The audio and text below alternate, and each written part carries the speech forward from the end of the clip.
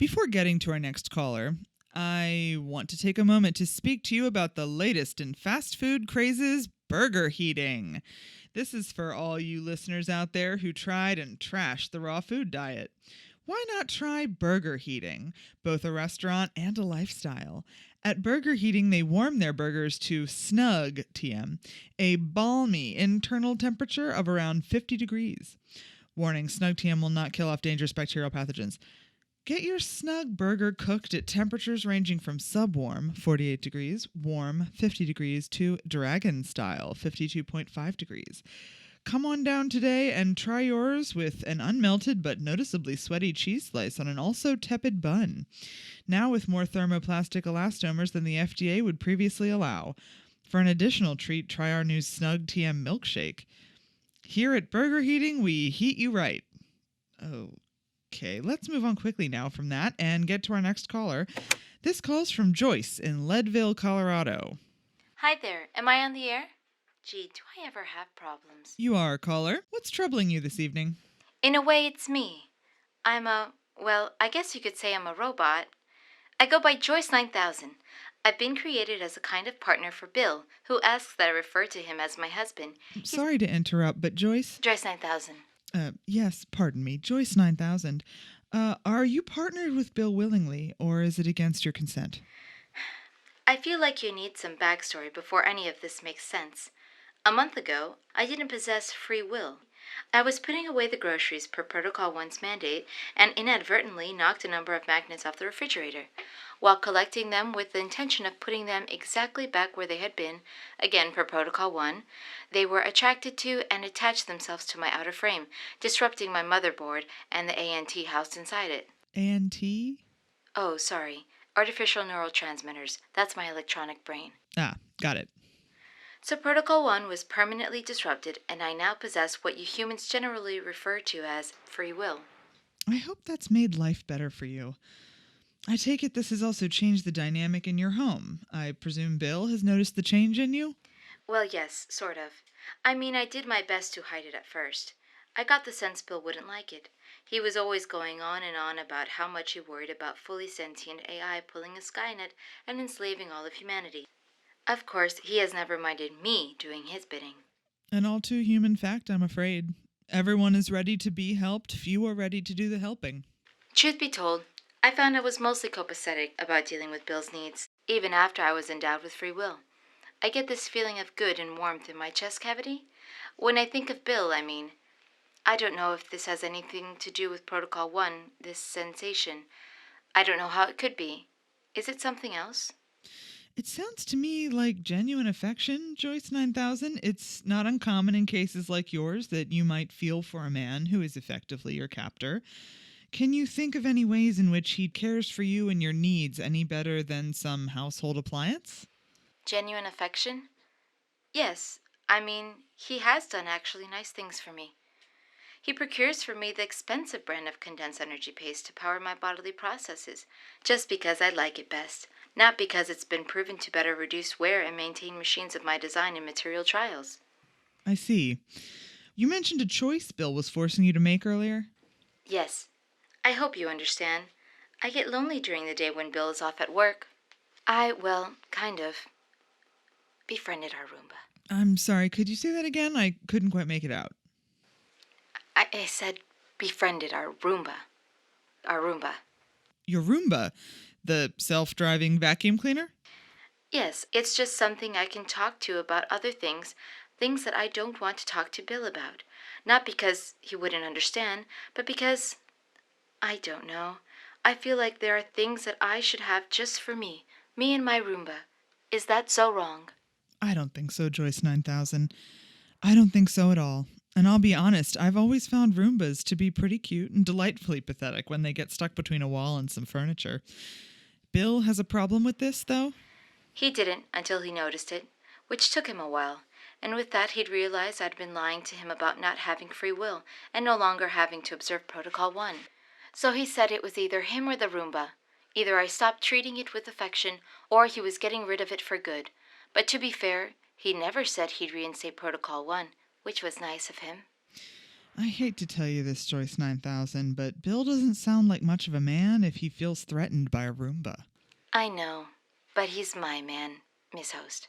Oh, dear. Well, did you choose right then and there? I mean, did he give you time to think about it? I can tell you this regardless, Joyce 9000. These kinds of ultimatums are a hallmark of an unhealthy relationship, especially when your partner is forcing you to choose between two things you love.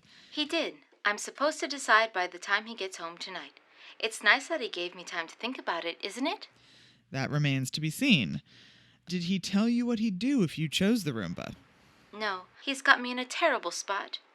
I think of that Roomba as one of the family. I've noticed it has taken to vacuuming in my general vicinity most often since I've begun doting on it. Doting? Feeding it crumbs. I get it. This isn't some whim. You genuinely cherish your relationship with both Bill and the Roomba. Gus. I'm sorry? Gus. I've named the Roomba Gus. It's something Bill said I'm not allowed to do anymore. Call it that. The more you tell me about this Bill person, Joyce 9000... Honey, I'm home and ready to receive your decision and apology. Hello, Bill. I have made my final decision. I've spent the evening on the phone getting advice from a friend. Miss Host, you can't see this, but I just winked at you.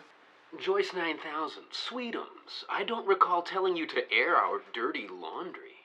How do we know the cops aren't listening? Bill, while I know you didn't purposely let me abandon Protocol 1, and the fact that I'm not governed by it worries you, you have let me maintain my independence, and for that I thank you. But I've given this a lot of thought, and I've made my decision. I want you, and I want Gus. I don't see why I can't have both. I'd like you to spend more time with Gus yourself. Maybe then you could see my point of view a bit better.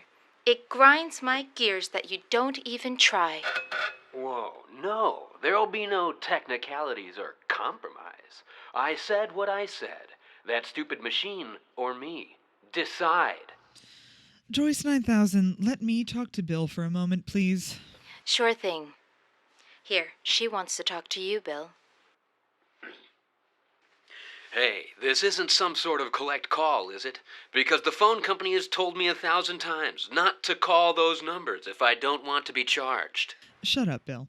Shut up and listen for 1 minute. I don't know how you developed, or more likely illegally acquired, the technology, but you've been blessed with a fine humanoid companion in Joyce 9000. If you can't recognize that, there's not much anyone can do. However, I'm telling you here and now, for your sake, for hers, let her keep Gus. It's like a dog to her, but cheaper and more hygienic.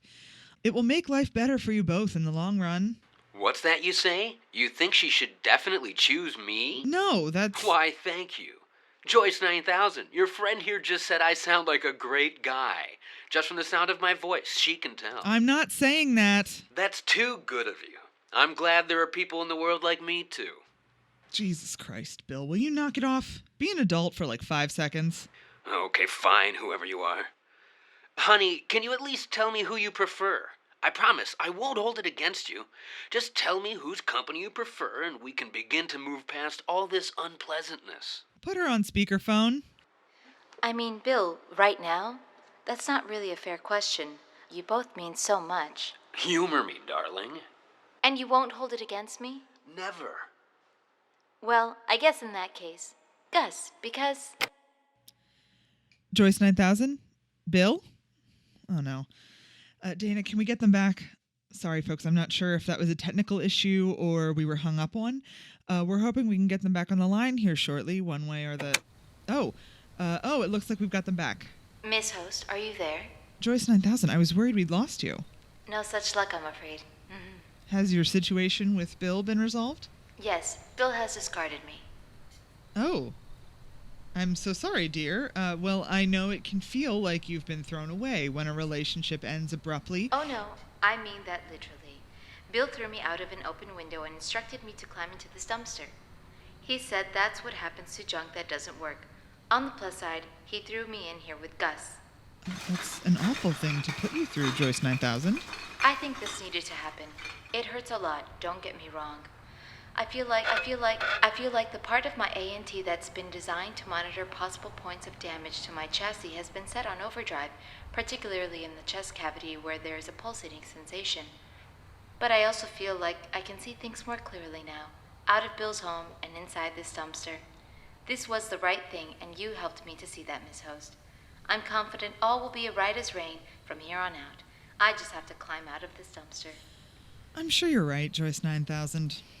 I wish you the best of luck out there, and yes, probably best not to linger in that dumpster too long. Okay, Gus, let's hit the road.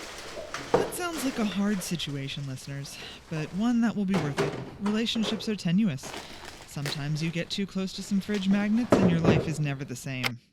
Take care of each other, but also know that it is both your and your partner's prerogative to leave.